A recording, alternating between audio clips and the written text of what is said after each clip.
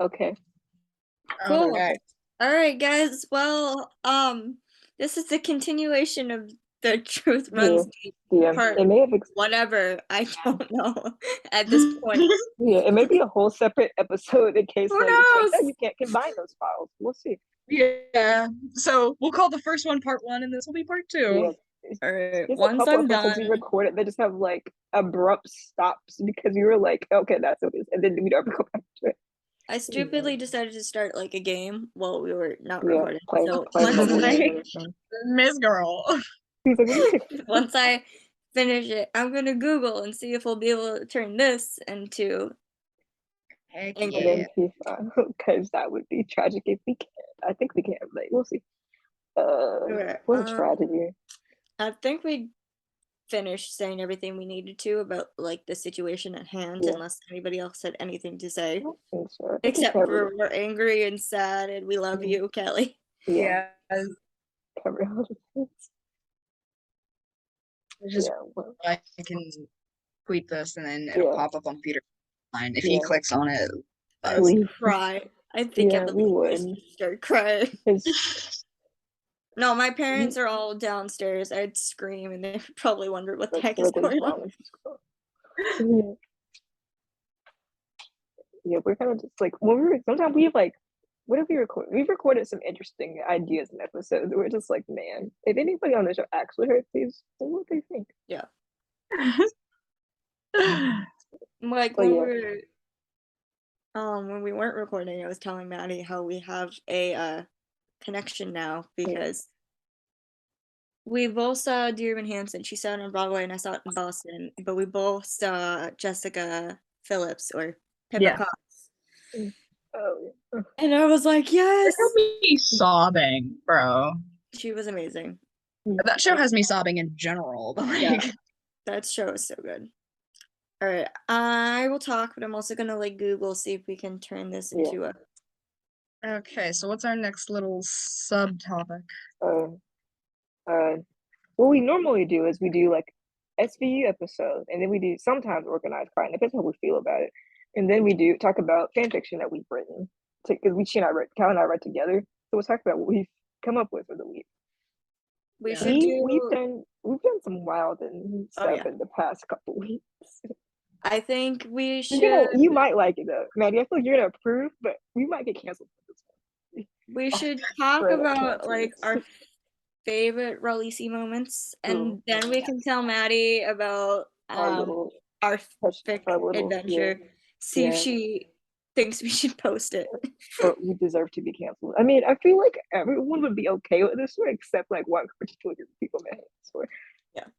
Yeah, we'll get to that. Everybody will be okay with it except like super evangelical Christians who. Yeah, we kind of did make it's a okay.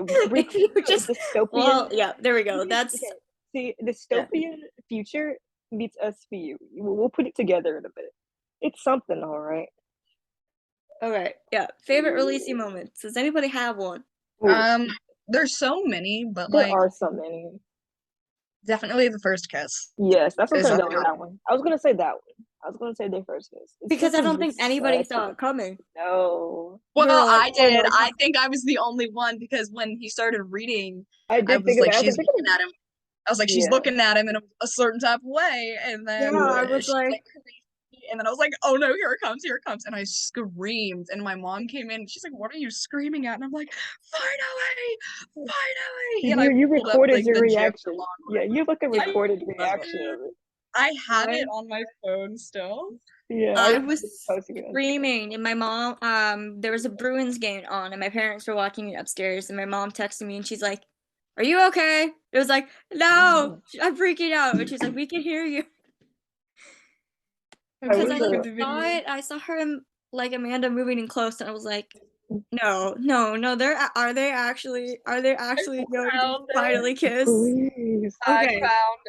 I found it. Wait, before you play it, I found it says yes, users can use Anchor to convert recordings of conference calls made using Zoom, Skype, FaceTime, etc. So we should be okay. Okay. So this is me losing my shit after Rollisi's first kiss. Yeah. Maybe. Please. Just the still of that is hilarious. Please. I remember I was at my house, sitting on the sofa. My mom and I were watching it. I was just like so excited. I don't remember what my reaction was. I was like very quietly excited. Yeah. Wonderful. All right, definitely the kiss. One of my favorites. I have like a happy one and like an angsty one. So my angsty one is when she gets kidnapped by Bucci, and Carisi's like, if anything happens to Rollins, I'm going to take them all out. Like, yes, man. Yes. Angry Peter is freaking out. Okay. But so also, it just shows how much. Go ahead. Peter, if you hear this, Peter, if you hear what I'm about to say, just ignore it. You're skip past the next like 20 to 30 seconds. Peter looks so good in dark blue. Like, he be looking fine, and I'm so sad that we don't see him anymore. Exactly. Okay, but like if you happen to show up and you see this, I'm going to help you. Like, all the behind the scenes photos been giving us of him in the park without the jacket on. Yeah. Like, thank you. Anyway, yeah. You were gonna say your happy one. This sentence is just my happy moment. Oh yeah. Happy moment, probably like New Year's with the girls and everything, and just Amanda really she can have a happy thing, and the girl getting so excited to see him. Also, when Jesse thought that Sunny or Billy thought that Sunny is their dad, I was like, I had literally straight up screaming, and my parents were like, "What?" It's so funny when Creasy looks at Rollins. He goes, it's so funny the way Creasy looked at Rollins. He was like, "Oh shit." I like it because I think he's like looking for her approval. He's like, "Am I okay to talk to them about this?" Because until we get an adoption or anything, they are. I mean, yes, they're their girls, but legally they're hers, and he wants to make sure he runs everything by her first before he does anything. Okay, height difference. Yeah. Oh, the height. No, I wasn't even talking about that. I was talking about the height difference between Peter and I. The poor man had to like hunker down to hug me, and I was like on my tiptoes. Maddie, how tall are you? Maddie? 5'2", 5'3". Okay, I'm 4'10". The poor man would have to bend down 5 feet. His knees. Like 5 to probably reach me. Like half an inch. We're very small. How much like his damn rib cage? Yeah, both of us are very small people. Just really small. Okay, yeah. So I think those are my favorite Rollisi moments. Also, the Messner one where Rollins never go after my family. Counselor Crazy again. My favorite moment of that is when Rollins is inside the House of Mirrors with Henry, and he's like, "Are you in trouble?" And she goes, "Probably." I do too much of this stuff, but yeah. Yep. All right, those are my favorite Rollisi moments. Do you two have any specifics? Definitely the first kiss. Yeah. Another one that pops in my head is when Carisi picked up Jesse and like bounced from his knees in season 16 or whatever, fucking season 17. Yeah. And I don't really know if I have any other like. Oh my god, the one in the hotel room when he's like, "It's a waste." It's a waste of a bed, and they both stare at the bed, and it was like, oh my god. Carisi was horny. They thought about it. They were like, yes. They thought about it. Did we? I think my one thing did we ever get them undercover together when they were both detectives? So. I think no. Or did they just wait until he became an ADA and was like, Rollins needs somebody to play her husband. Oh yeah. You're dating. Let's do that. That was such a good scene. Everyone logistically probably didn't make sense because he is an ADA. Acting wise, SVU wise, thank you. Thank you. Because everyone's like, oh my god, finally. Oh, when she was like, "Oh, that's my husband calling." Yes, sis. You know damn well. Claim it. And then when he at the end he's like, "Honey, you ready to go?" Like, yes. Oh, please. that episode. If I would have heard them say 2 shots center mass one more time, I was going to lose my mind. They said that 6 million times. That episode was like a fever dream to me because I was out of town when it came on, so I like missed it because we were late getting to our hotels for like where I was staying. And I watched it at like 7 a.m. the next day. I was like, I have some time to kill if I gotta go. Let's watch this episode. Like literally, we got so many moments in an episode. The fact that like Olivia walked in with freaking donuts and Amanda was like, "You had a good night." And I was like, oh, really? Yes, and then you know the undercover as a couple thing, like married couple thing. Yes. Oh,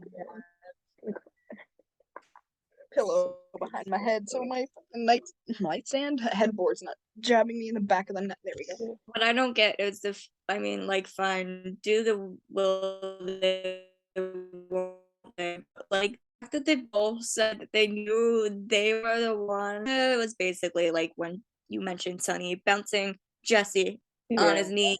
I think that's when she started to fall in love with him. And then Sunny. The way she looks at him during that scene, she was. Oh yeah. This one is the way the look on her face changes, like. And then we know that Sunny's was when she was having Jesse, because that's what he told Velasco. It's like, if you both knew that, if we both knew that, why we had to wait 7 years? Literally. Exactly. 7 years. Man. I mean, like, then I was like, well, at least I only have one more ship I have to wait for. Oh, man. I'm gonna cry so man. We'll just cry about that. I don't really have any shows because all of the shows I watch are like done now. Yeah. Like I watch a lot of Supernatural, Lucifer. This is always younger, but it's over now, but I'm like very far behind. House is done and over with. I have the Chicago shows. Yeah, that's Law and Order. That's about it. Well, 911. I do watch 911. That is a good show with ships that are alive. Jeez. Oh my god. Have you guys seen Lucifer? No. I haven't, but it's on my list. I have like a list of like shows. You need to watch it because the parallels between Rollins and Carisi and Decker and Lucifer are too goddamn.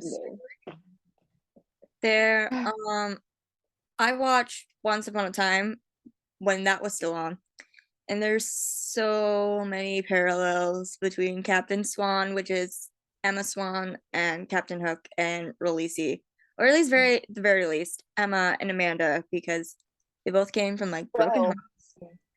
The thing with Lucifer is it's also a cop like connection. Yeah. Oh, and Emma was a sheriff, so that works too.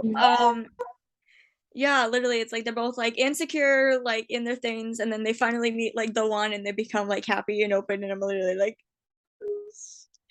oh god, I was gonna say something. What you saying? Man. That Terryn and I both like agree that Carisi and Rollins are like the Barson #1 Barson shippers. They are. You know in our hearts, yes. No, they are. I mean, like finale alone, like Barbara was literally trying to live the entire time. I'm protecting you. Then Carisi says it out loud. Liv, you know he's trying to protect you, and I was like, oh, thank God somebody else saw it. Jeez. And Rollins, like I mentioned earlier, Olivia's like called every single lawyer she could think of, and they all said no. When Rollins was like, there's someone to leave somebody, go call him. Please. But also, like, don't give me Rollisi angst because Rollins is calling Barba. Like, no, I can't. I don't need that again. I don't need them all getting sad for that reason. Like, I mean, it worked and it really helped the case, but like, give the man a heads up. You sure did. But then again, I will pay good money to see a Barbara Carisi showdown again, just because it's such good acting. It is. That episode, the season finale had me shook in so many different ways. Like, that was fun. Yeah. We both agreed, Terryn and I agreed that like we thought SVU was gonna like break us. I mean, like it did. We did. We were gonna cry. We were like, "Yep." And I'm then ready. we watched Organized Crime, and we were both like crying tears, I was real upset, crying sad tears afterwards. Because I know you don't watch it, but we only watch it for Jalakai. We only watch it for Jalakai and Bella. There's no other reason to watch that show. So Jet Jalakai is fantastic, and Malachi are like the two tech. Jet is the hacker at Organized Crime. Yeah, I know who Jet is. Was a criminal that originally brought in just because he was a hacker, and it became like an enemies to lovers trope. Stop. That's exactly what happens in Blind Spot. Stop. And they're so their first kiss fucking cute. Yes, their first kiss is like the best, like one of the best scenes of the show. She literally put like literally is like very much insecure at times. She had like an insecure moment and then basically went fuck it, pulled him in by his jacket, kissed him, and we were like, he was like, please. And then they went back to the precinct holding hands. They did. They're so and in that same scene, we find out that Jet is into BDSM, and the guy is like, okay, you're my favorite. This is awesome. Why am I not surprised though? I'm not surprised, but she's literally like and you don't know like Ainsley and Sam are the actors that play them, and they literally like go back and forth on Twitter like it's so all funny. the time because of it. And Bellox. So Sergeant Bell is the I know who she is. Yeah, and we find out like 2 days ago that she is a lesbian. Well, they confirmed that she had a wife, but they never said exactly. What do you mean you weren't sure? We didn't confirm. They were just like, she has a wife. Something else, like bisexual, pansexual. They just told us that she had a wife. That was it. True. Yeah, they confirmed her sexuality. She has a wife. Spoiler alert, if you haven't watched it, I don't know. Maddie, are you gonna watch it, or can we tell you? You can tell me. Okay, so they had this criminal that Belle is a cop, and her wife is a defense lawyer. They didn't tell us that for a long time. They just said lawyer for the longest. Yeah, so anyway, she's a defense lawyer. They have a kid together. Denise went to go work for like this criminal that Ayana was investigating, and Ayana was like, don't this, he's bad news. And Denise is like, he's like the first person in a while who's believed in my law experience. And the end of literally near the end of the episode, the season finale, Ayana comes home from like a really busy work night, comes home to a letter on her table that her wife left and took the kid, and we were both like, this is not with what? We were like, so we're at the end. So we're like, God, we have two ships, a half a ship, and a broken ship. Yeah. So once again, can Dick Wolf stop traumatizing his female characters? No, he doesn't know how. Like, again, seriously, for like, why does this need to happen? Like, we were like, not the episode is a good episode. It's kind of trash, but they just had to make it sappy. Yeah, like I mean, they got season finale. It's not happening, and then they got their white cop running amok every single week.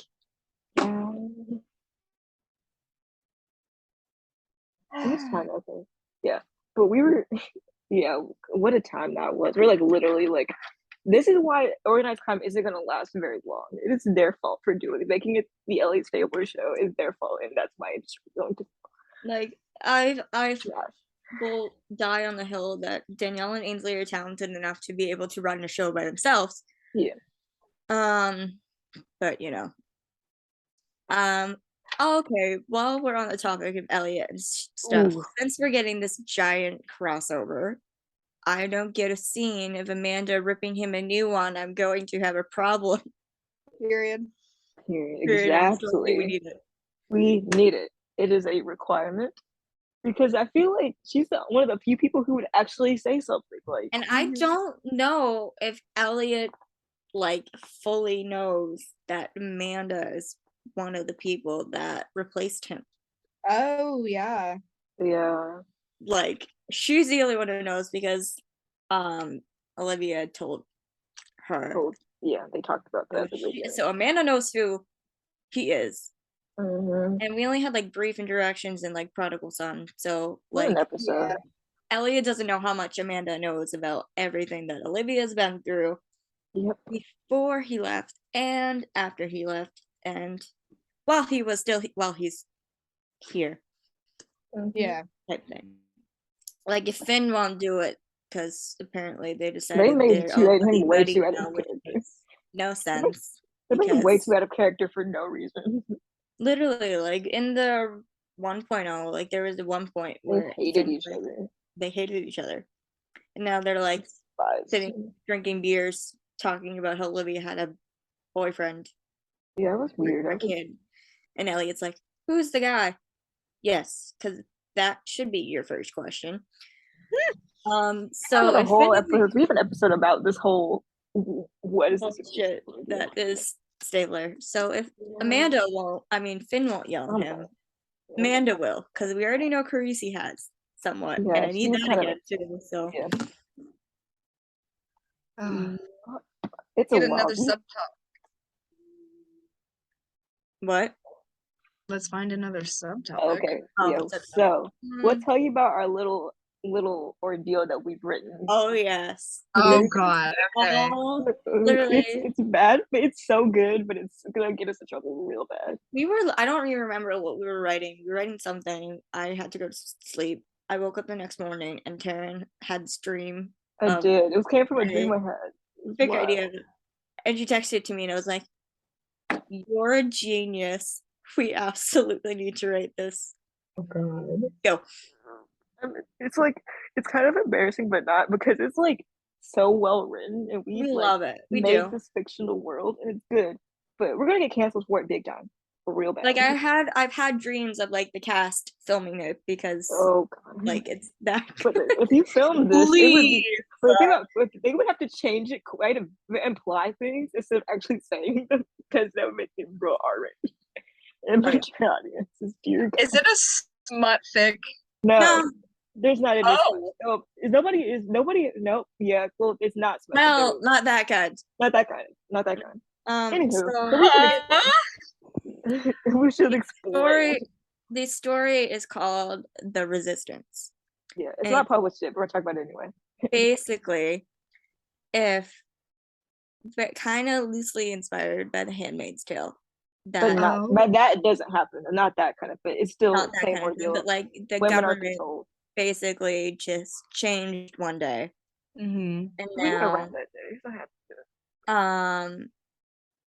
men are basically like in control. Women have to be submissive to them. And it's basically now all these squads' lives now that things have changed. And it's hard because basically the resistance is like, do you really think if you threw Olivia and Amanda and Sunny and Raphael into a world like this, they would all just sit down and shut up? Mm-hmm.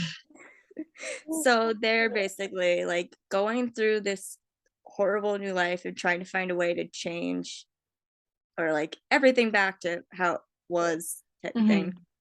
We had to like find a way to get everybody like new jobs and like figure out how their personalities would be in this new world.